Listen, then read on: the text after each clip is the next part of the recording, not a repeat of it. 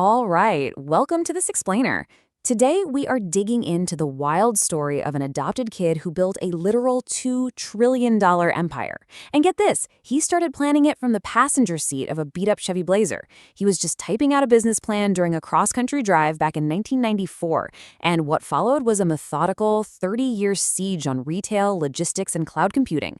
Today, we're breaking down exactly how Jeff Bezos built the Amazon empire. Okay, let's dive into this. $1.2 million.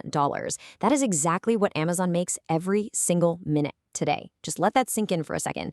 It didn't happen because of some viral product either. It came from a deeply calculated strategy that crushed entire industries and honestly took over our living rooms. I mean, think about the last time you just blindly clicked buy now without even checking another website for a better price. We all do it. The sheer scale of this empire is almost incomprehensible. But to figure out how we actually got here, we've got to go back to where it all began. Section 1. Finding escape velocity. Because to really understand this empire, we have to start with a highly driven kid from Albuquerque, a kid whose ultimate pie-in-the-sky dream was actually colonizing the moon. So fast forward a bit. After Princeton, Jeff ends up at D.E. Shaw. It's this mysterious Wall Street hedge fund, and he's absolutely crushing it, shooting up to senior VP by age 30. But then he comes across this staggering number. The internet was growing at 2,300% per year in 1994. 2,300%. He realized instantly this wasn't just some tech bubble, it was a massive gravitational force. He literally saw escape velocity. So he sits down, makes a spreadsheet of 20 different internet business ideas, and ultimately lands on books. Why? Because they were super easy to ship and store. They were basically the perfect gateway drug to e-commerce. So he quits his incredibly prestigious job, packs up his life with his new wife, Mackenzie, and they head straight for Seattle. Now, what's really interesting about this slide is how his early naming process showed us, right from the jump, that he wasn't just trying to build a bookstore. He was building the everything store. So first, he actually wanted to call it Cadabra, as in abracadabra, but his lawyer misheard it on the phone as cadaver, which, is definitely not great branding. Then he wanted to go with Relentless. And actually, fun fact, if you type relentless.com into your browser right now, it still redirects to Amazon. Ultimately, though, he chose Amazon. It started with an A, which meant it would show up first in alphabetical lists back then, and it was named after the biggest river in the world. It perfectly matched his massive ambitions. So, summer of '94, he officially founds the company with 10 grand in seed money, and that was money his parents pulled straight from their own retirement fund. The early days were completely defined by this ruthless philosophy of get big fast. And they were so incredibly frugal, it's legendary at this point. Bezos literally bought a wooden door, bolted it to some 2x4s, and used it as his desk. When the site finally went live in July 1995, Bezos had this physical bell in the office, and he'd ring it for every single early sale. But the thing is, they started getting so many orders from all 50 states and over 40 countries that the bell basically never stopped ringing. They literally had to disconnect it. Section 2. Surviving the dot-com crash. Because as the 90s wrapped up, that wild, unstoppable optimism totally curdled into pure, unadulterated fear. During their 1997 IPO, the critics were harsh. They were calling the company Amazon Toast, and by March 2000, man, it really looked like those critics were right on the money. The dot-com bubble bursts and tech stocks just absolutely implode overnight. Amazon stock crashed from over $100 a share down to just $6. Six. Headlines were literally screaming Amazon.bomb. But here's the thing. While competitors like Pets.com completely vanished into digital oblivion, Bezos didn't panic. He went cold and he went surgical. He slashed their burn rate, pivoted the entire company, and by 2002, he was pouring everything into building a cold, highly precise logistical empire, entirely run on conveyor belts and barcode scanners. Section 3. Engineering customer loyalty. Having barely survived by the skin of their teeth, Amazon shifted from playing defense straight into playing heavy offense. Let's move to this next phase and see how this builds, because to create an unstoppable force, Bezos fired off 3 industry-altering weapons, practically back-to-back, between 2005 and 2007.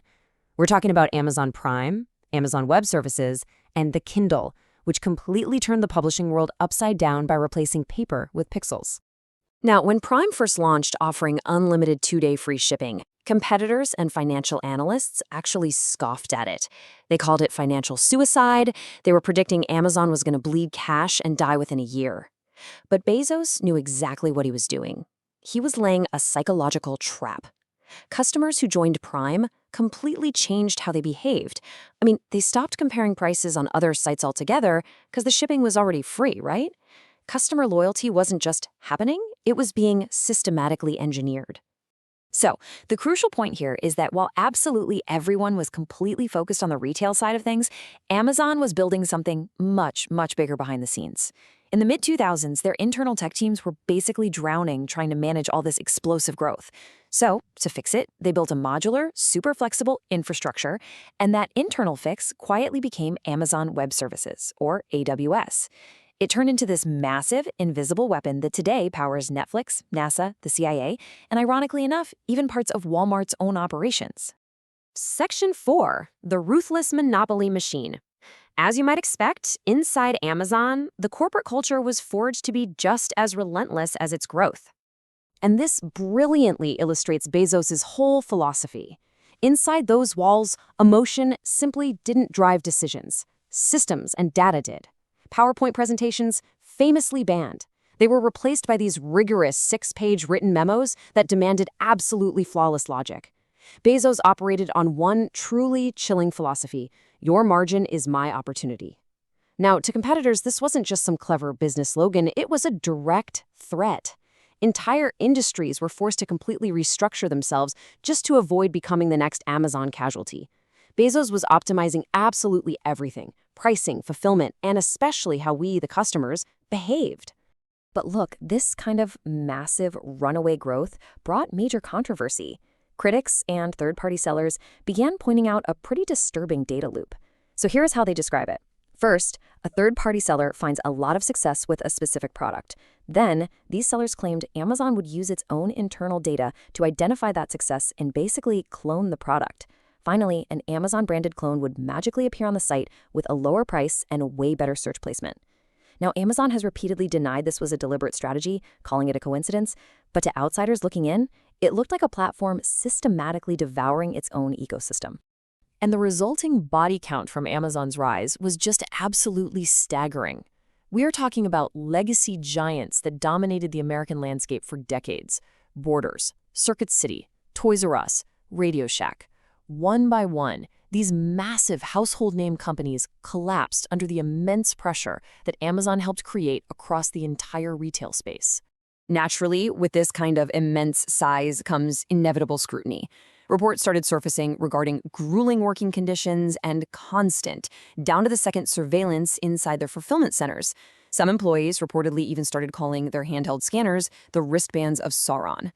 Lawmakers began heavily raising alarms about Amazon's sheer dominance, which all culminated in 2020 when regulators actually summoned Bezos to testify before Congress.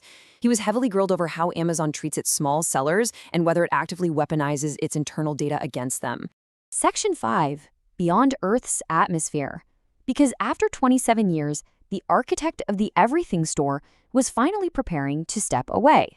In February 2021, almost anticlimactically, Bezos announced he was stepping down as CEO, handing the day-to-day operations over to Andy Jassy, the guy who had been running AWS. And honestly, the personal transformation over those couple of decades was just striking. In the 90s, Bezos was widely seen as this awkward tech nerd with a goofy laugh, driving a Chevy Blazer and packing books on literal wooden doors. But by the late 2010s, he had transformed into this bald, jacked figure that some people on the internet started calling the final boss of capitalism. He went through a $36 billion divorce. He bought a $500 million super yacht that was so incredibly massive, it required a second, smaller support yacht just to function. He had, in many ways, completely bent reality to his will. But the thing is, he wasn't retiring. Not really. He was just pivoting back to his original childhood obsession: space. He's doing this through his rocket company, Blue Origin.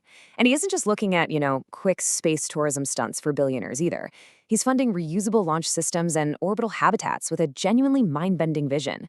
He wants to move all heavy industry off-planet so that Earth can be kept completely pristine.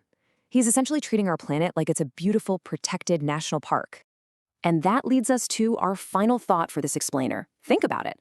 The kid who stared at the stars and wanted to build space hotels ended up building the most dominant retail machine in human history, seemingly just to fund his true obsession. Earth was never the endgame for him.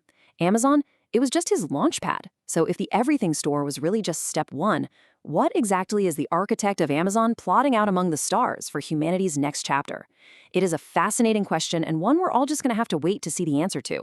Thanks so much for joining me on this explainer. I hope this really helped you see exactly how this modern empire was built.